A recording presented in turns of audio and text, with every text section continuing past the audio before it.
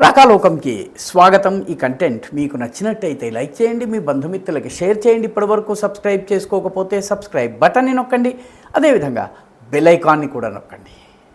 మిత్రులారా, బంగ్లాదేశ్ 1971లో ఏర్పడినప్పుడు ఆ రోజుల్లో మన దేశంలో మదర్ ఇండియా అని ఒక మాసపత్రిక అనుకుంటాను బహుశా వచ్చేది.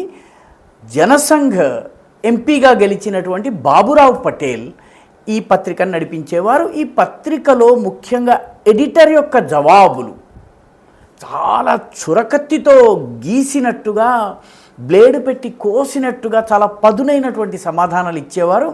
ఆయన 1971లో ఒక ప్రశ్నకి సమాధానంగా మదర్ ఇండియా పత్రికలో ఇంగ్లీష్లో వచ్చేది బాబురావు పటేల్ అన్నారు, రాబోయే రోజుల్లో మనము తయారు చేసినటువంటి బంగ్లాదేశ్తో భారతదేశానికి యుద్ధం వస్తుంది చూడండి అని చెప్పి ఆయన రాశారు.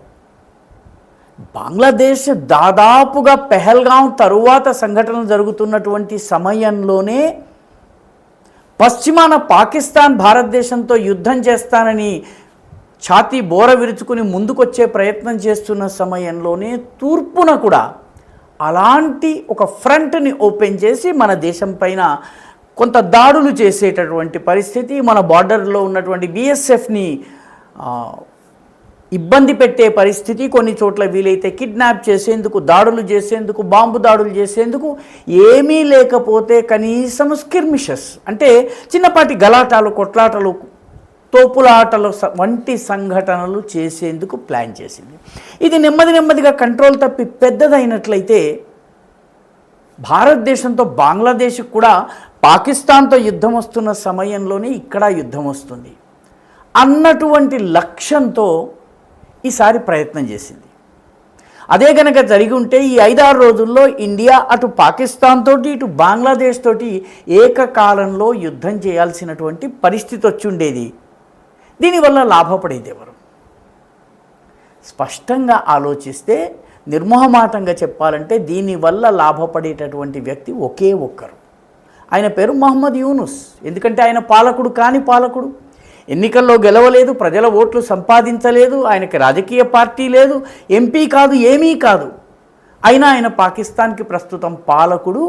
తన పాలన చిరస్థాయిగా ఉండాలంటే, ఇప్పట్లో ఎన్నికలు జరగకుండా ఉండాలన్నట్టయితే ఇండియాతో టెన్షన్స్ ఉండాలి, ఇండియాతో గొడవలు జరుగుతూ ఉండాలి, సరిహద్దులంతా కూడాను లైటప్ చేసి అక్కడ హడావిడి జరుగుతూ ఉన్నట్టయితే దేశంలో భారత వ్యతిరేక ఉద్రిక్తతల్ని పెంచి ఈ సమయంలో ఎన్నికలు అక్కర్లేదు, మహమ్మద్ యూనుసే పరిపాలించాలి అనేటటువంటి అభిప్రాయాన్ని తీసుకొచ్చేందుకు ఆయన ప్రయత్నించారు. సరిగ్గా పెహల్గాం జరుగుతున్న సమయంలోనే ఈ రకమైన ప్రయత్నం జరిగింది. నిజానికి ఈ రకమైనటువంటి ప్రయత్నము గత కొంతకాలంగా జరిగింది. ఫిబ్రవరి వరకు చాలా ఉధృతంగా జరిగింది. ఫిబ్రవరి 2025 వరకు ఉధృతంగా జరిగింది. అప్పటికి పెహల్గాం జరగలేదు. BSF చాలా Bangladesh border guards Bangladesh BGB అంటారు దాన్ని. బార్డర్ గార్డ్స్ బంగ్లాదేశ్ అంటే మన BSFకి సమానము ఆ సంస్థ. వాళ్ళు చాలా రెచ్చిపోయి మన భూభాగంలో, మన దేశంలో మనము మందిరం కడితే కూడా అభ్యంతర పెట్టేటటువంటి పరిస్థితి వచ్చింది. ఎక్కడైనా బంగ్లాదేశీయులు మన దేశంలో చొరబాటు చేసేందుకు ప్రయత్నిస్తుంటే వెనక్కి పంపితే BSF పైన BGB దాడులు చేసింది. ఫిబ్రవరి వరకు నడిచిన ఇవి. ఫిబ్రవరి తరువాత సైనిక దళాల ప్రధానాధికారి అయినటువంటి జనరల్ వకారుజ్జమాన్ వాళ్ళని హెచ్చరించి ఆపారు. దాని తర్వాత కొద్దిగా తగ్గినాయి. కానీ సరిగ్గా పెహల్గాంకి కొంచెం అటు ఇటుగా ఈ ప్రయత్నాల్ని పెంచేందుకు మహమ్మద్ యూనుస్ ప్రయత్నించారు. ప్రస్తుతం నేషనల్ సెక్యూరిటీ అడ్వైజర్గా ఉన్నటువంటి ఖలీలుర్ రెహమాన్, ఈయన వాస్తవానికి అమెరికన్ పౌరుడు. ఈయన భార్య ఇప్పటికీ అమెరికాలో ఓటర్. కాబట్టి ఒక దేశంలో ఓటర్గా ఉంటూ ఇంకో దేశంలో నేషనల్ సెక్యూరిటీ అడ్వైజర్గా ఉండడం అనేది చాలా అరుదైనటువంటిది. ఆ ఘనత ఉన్నటువంటి ఖలీలుర్ రెహమాన్ అంటే ఈయన అమెరికాకి అడుగులకు మడుగులొత్తే వ్యక్తి.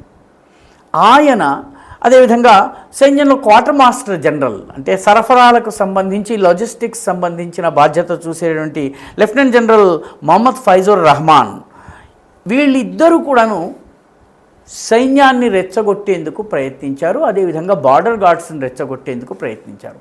బంగ్లాదేశ్ సైన్యానికి ఒక ప్రత్యేకత ఉంది. మిగతా సైన్యాల్లో సైనిక దళాల ప్రధానాధికారి ఏ మాట చెప్తారో అది ఫైనల్. మన జనరల్ గనక చెప్పినట్టయితే జవాను నిప్పుల్లోకి దుంకమంటే దుంకటానికి సిద్ధమవుతాడు. కానీ బంగ్లాదేశ్లో చాలా విచిత్రంగా ఈ మేజర్లు, కల్నల్సు, ఈ తరహా ఎవరైతే సెకండ్ లెఫ్టినెంట్స్, ఈ తరహాగా ఉన్నటువంటి మధ్యతరగతి నాయకత్వం, ఆర్మీ నాయకత్వం ఏదైతుందో ఇది చాలా సందర్భాల్లో తిరుగుబాట్లను చేసింది. అంతేకాకుండా చాలా సందర్భాల్లో ఆర్మీ జనరల్స్ యొక్క మెడలు కూడా వంచింది. వీళ్ళే హసీనా వాజిద్కి వ్యతిరేకంగా తిరుగుబాటు చేశారు. పర్యవసానంగా వకారుజ్జమాన్ హసీనా వాజిద్ అంటే మాజీ ప్రధానమంత్రి, అవామీ లీగ్ పార్టీ అధినేత్రి, ఆవిడ బంధువైనప్పటికీ కూడా న్యూట్రల్గా ఉండవలసి వచ్చింది. కాబట్టి ఈ ఖలీలుర్ రహమాన్, ఫైజుర్ రెహమాన్ వీళ్ళిద్దరూ కలిసి ఆర్మీలో ఉండేటువంటి మేజర్లను, కల్నల్స్ని, బ్రిగేడియర్స్ని వీళ్ళందరినీ కూడాను రెచ్చగొట్టి తమ వైపుకు తిప్పుకునేందుకు ప్రయత్నం చేశారు. ఈ ప్రయత్నం చేయడమే కాకుండా వీళ్ళు మొత్తం అంతా కూడాను ఒక పోరాట పరిస్థితిని తీసుకొచ్చేటటువంటి పనిని సరిగ్గా పెహల్గాం దాడి జరుగుతున్న సమయంలోనే మహమ్మద్ యూనుస్ చేయడానికి ప్రయత్నించారు. నిజానికి బంగ్లాదేశ్ ఆర్మీ, మొత్తము ఆర్మీ అంతా కలిపితే 1,50,000 మంది ఉంటారు. మన దేశపు ఆర్మీతో అసలు బంగ్లాదేశ్ ఏ రకంగా కూడా పోరాడలేదు, ఆయుధాలు లేవు. కాబట్టి ఈ బార్డర్లో జరిగేటటువంటి చిన్న చిన్న తోపులాటలు, తొక్కిసలాటలు, యుద్ధాలు, మారామారి ఏదైతే ఉందో ఇది గనక పెరిగి పెద్దదైనట్టయితే సైన్యం రంగంలోకి దిగాల్సి ఉంటుంది. కాబట్టి సైన్యములో ఉన్నటువంటి ఈ మేజర్లని వీళ్ళని మచ్చిక చేసుకుని తమ వైపు తిప్పుకునేందుకు ప్రయత్నం చేశారు. మీటింగ్స్ కూడా ఆర్గనైజ్ చేశారు. అదృష్టవశాత్తు ఆ సమయంలో ఆర్మీ చీఫ్ అయినటువంటి వకారుజ్జమాన్ మొత్తం బ్రిగేడియర్లు, మేజర్లు వీళ్ళందరి సమావేశాన్ని ఆర్మీ భవన్ లోపల ఏర్పాటు చేసి వాళ్ళందరి ముందు దేశ పరిస్థితిని పెట్టి, ఈ సమయంలో యుద్ధం వస్తే బంగ్లాదేశ్కి ఎంత నష్టమో వివరించి మీరేమంటారు అని వాళ్ళని అడిగితే వాళ్ళందరూ కూడాను ఆర్మీ చీఫ్ని సమర్థిస్తున్నట్టు, ఆయన మీ వెంట మేముంటాం, మీ నిర్ణయమే ఫైనల్ అనేలాగా చేసుకున్నారు. ఇది జరిగిన తరువాత వకారుజ్జమాన్ బార్డర్ గార్డ్స్ బంగ్లాదేశ్ యొక్క సరిహద్దుల్ని రక్షించే సైన్యం ఏదైతుందో దాని ప్రధానాధికారిని పిలిపించి నా అనుమతి లేకుండా, ఎందుకంటే నువ్వు నాకు జవాబుదారీవి కాబట్టి నా అనుమతి లేకుండా నువ్వు భారతదేశంతో ఎటువంటి సరిహద్దు తగాదాలకి, తోపులాటలకి, తన్నులాటలకి వెళ్ళవద్దు అని చెప్పి ఆదేశించారు. పర్యవసానంగా పెహల్గాం తరువాత పాకిస్తాన్తో ఏవైతే సంఘటనలు జరిగాయో సరిగ్గా అదే సమయంలో అల్లర్లు చెయ్యాలన్నటువంటి కుట్ర ఆగిపోయింది. లేకపోతే మనకి వెస్టర్న్ ఫ్రంట్తో పాటు ఈస్టర్న్ ఫ్రంట్లో కూడాను చికాకులు, తలనొప్పులు ఉండేవి. ఈ పరిణామాల నేపథ్యంలోనే భారతదేశము అక్కడ రకరకాల ఎక్సర్సైజెస్ని నిర్వహించింది. ప్రాజెక్ట్ త్రిశక్తి అనేటటువంటి ఒక ఎక్సర్సైజ్ని నిర్వహించింది. అదేవిధంగా వేరే తీస్తా ప్రహార్ అనేటటువంటి ఎక్సర్సైజ్ని నిర్వహించింది, ఆర్మీ ఎక్సర్సైజ్ని. ఈ 2 ఎక్సర్సైజ్లో భారతదేశం చూపించినటువంటి ప్రిసిషన్ని చూసిన తరువాత మహమ్మద్ యూనుస్ వెనక్కి తగ్గారు. లేకపోయినట్టయితే పెహల్గాం యుద్ధం కనుక ఇంకొన్ని రోజులు సాగినట్టయితే, ఏ రకంగానైతే ఇజ్రాయిల్కి హమాస్ తోటి యుద్ధం జరుగుతున్న సమయంలోనే ఉత్తరాన లెబనాన్లో స్థావరం చేసుకుని ఉన్నటువంటి హిజ్బుల్లా దాడి చేసినట్టు, యెమెన్లోని షియా జనాభా ఎక్కువగా ఉన్న ప్రాంతంలో ఉన్నటువంటి హూథీలు దాడి చేసినట్టు 2 వైపుల నుంచి లేదా 3 వైపుల నుంచి దాడి ఎదుర్కొనే పరిస్థితి ఉండేది. బంగ్లాదేశ్లో కొంత ఆలోచించేటటువంటి నాయకత్వం ఉన్న కారణంగా మహమ్మద్ యూనుస్ యొక్క కుట్రలు ఫలించలేదు. ఈ వీడియో మీకు నచ్చినట్టయితే లైక్ చేయండి, షేర్ చేయండి, ఈ ఛానల్కు సబ్స్క్రైబ్ చేయండి. మీ అభిప్రాయాన్ని కమెంట్ల రూపంలో తప్పనిసరిగా పంపించండి.